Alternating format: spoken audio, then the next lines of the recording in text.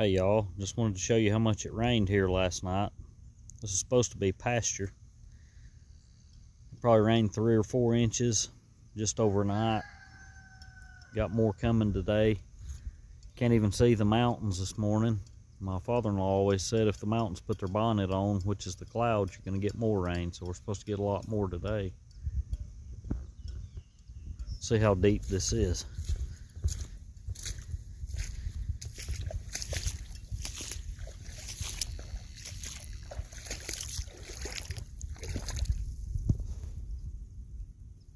It's pretty deep.